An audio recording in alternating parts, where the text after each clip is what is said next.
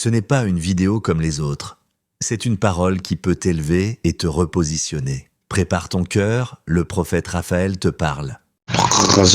Nous allons prier dans le nom de Jésus, dans le thème la confession des humains. Alors c'est dans le livre de Luc, le chapitre 9, le verset 8.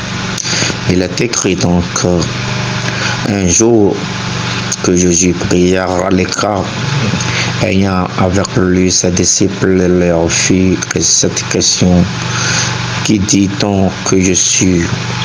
Il répondit: Jean-Baptiste, et les autres Élie, les autres qu'un ancien prophète est ressuscité. Et vous leur demanda-t-il: qui dites-vous que je suis? Pierre répondit: le Christ de Dieu. Jésus leur recommanda sévèrement de ne le dire à personne. Il ajouta qu'il fallait que le Fils de l'homme souffrit beaucoup, qu'il fut rejeté par les anciens, par les principaux sacrificateurs et par les scribes, qu'il fut mis à mort et qu'il ressuscita le troisième jour. Puis il dit à tous: si quelqu'un veut venir après moi, qu'il renonce à lui-même et qu'il se charge chaque jour de sa croix et qu'il me suive. Car celui qui voudra sauver sa vie la perdra, mais celui qui la perdra à cause de moi la sauvera. Alors je m'en vais prendre cette parole pour vous dire que l'Éternel Dieu nous pardonnera de tout. Et du coup, si quelqu'un a un problème de maladie, de problème, il est établi parce que qu'il se charge chaque jour de sa croix, ça veut dire quoi? Le fait d'accepter Jésus comme sauveur et sauveur, c'est-à-dire ce Seigneur sauveur, c'est-à-dire existe non seulement que leur croix à la vérité de l'évangile, mais également que l'on s'engage personnellement à suivre en se sacrifiant pour lui. Marc 8:34. Le choix entre le don de soi ou une vie basée sur la sanctification de ses propres désirs est un choix qui s'impose au quotidien. C'est ce choix qui déterminera notre sort éternel.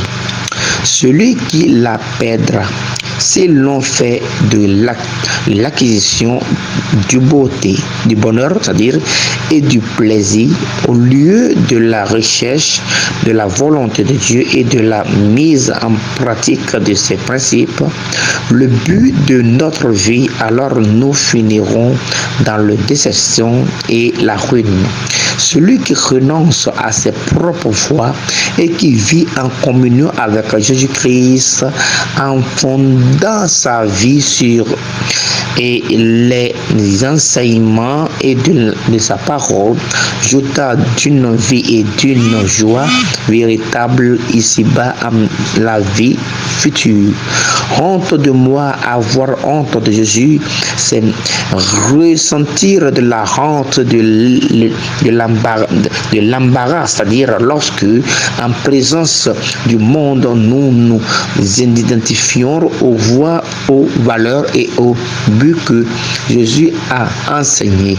C'est ça, avoir honte de sa parole, honte de proclamer sa pleine inspiration divine, honte de vivre en se conformant à elle et honte de défendre Christ rejeta et condamnera ceux qui se comporteront ainsi. Matthieu 10:33. Cela veut dire qu'ils n'ont vu le royaume de Dieu, c'est-à-dire la transfiguration. Lors de sa transfiguration, Jésus a été transformé en présence de 3 de ses disciples qui l'ont vu et tels qu'il était dans sa croix céleste, c'est-à-dire Dieu était dans sa croix céleste, c'est-à-dire Dieu dans une chair humaine. Halbtats aides la inda rotast. Bahu kulun ste halaur hates te da ngashkin na yawsta. Batna isa inda kholi ka hatas ari andi hawsta. Au nom de Jésus-Christ, on a prié. Amen. Si ce message t'a touché, abonne-toi, partage autour de toi et reste connecté pour les prochaines paroles du ciel.